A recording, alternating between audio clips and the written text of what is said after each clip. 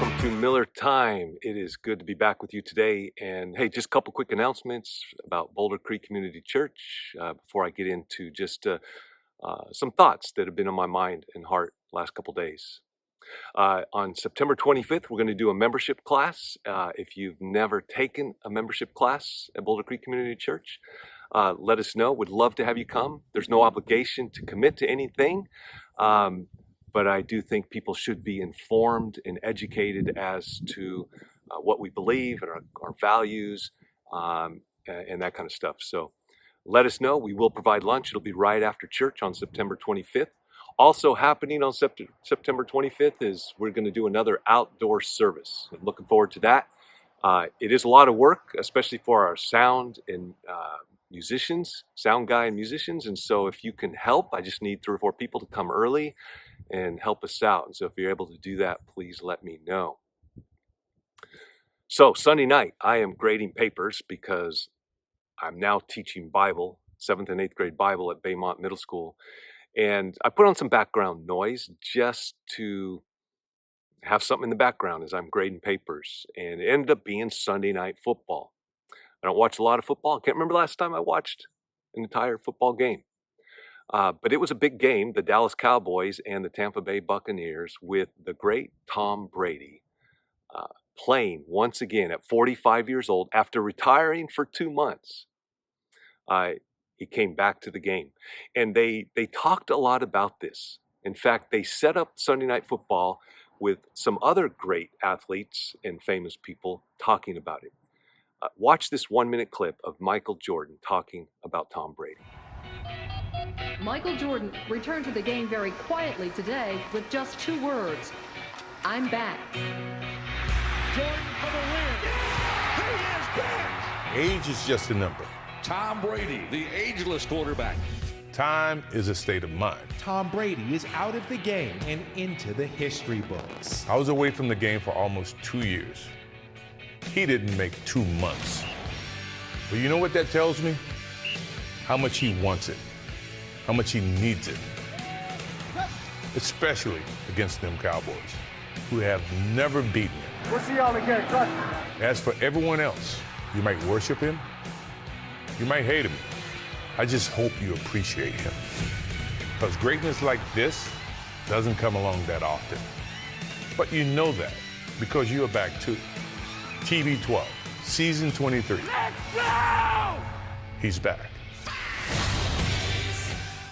He's back. Now let me say this.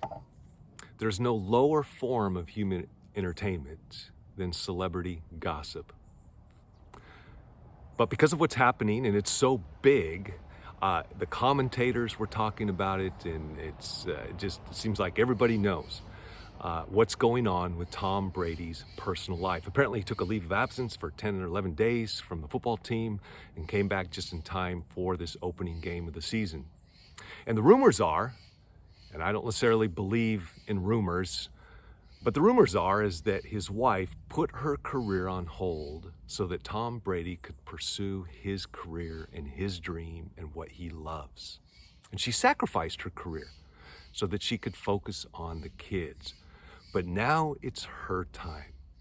And so supposedly he was supposed to retire so that he could help more with the kids and she could pursue her career. But it only lasted 2 months. Now again, that's them, that's their decision. There's no judgment. I don't necessarily even believe the rumors, but it made me think. It made me think about my own life. It made me look in the mirror. It made me think about the culture that we live in, that idolizes, that worships, and that celebrates greatness. It also made me think about how we define greatness, how we define success. And I started thinking about how many moms are willing to sacrifice career for their kids, and yet how many dads are willing to sacrifice kids for career, for success. And it made me think about, if the rumors are true, that Tom Brady, one day, he will not be able to play forever. And he's got unbelievable awards and fame and fortune. But at what cost? What's the price that he's eventually going to pay for all of this success and all of this fame? What's really driving him that he can't walk away? I mean, when is enough enough? And again, I'm not judging him. There's nothing wrong inherently with what he's doing at 45 years old. And as an athlete, I have great admiration for what he's been able to accomplish and what he's able to do. But again, I have to look in the mirror. I have to look at myself and what's driving me. How do I define success? This week on Sunday, we're going to study the Gospel of Matthew, and Stephen's going to bring the message, and he's going to talk a little bit about who Matthew was. Matthew was a tax collector, which meant that he had incredible financial success, which meant that he had a very comfortable and secure life. He was protected by the Roman government, and yet when Jesus invited him to follow him, he walked away from it all. And had Matthew not done that, we would never have known about him. And yet here, almost 2,000 years later, we're reading his writing, the Gospel of Matthew. The way I put it on Sunday was that success is all about us. It's all about what we do for ourselves. But significance is what we do for others. And I believe Matthew walked away from a life of success to pursue a life of significance by walking with Jesus and doing what Jesus called him to do. And so my question for you is, what would living a life of significance look like for you? What might have to change? What would be different going forward? And maybe you've lived a very successful life financially. And again, nothing inherently wrong with that.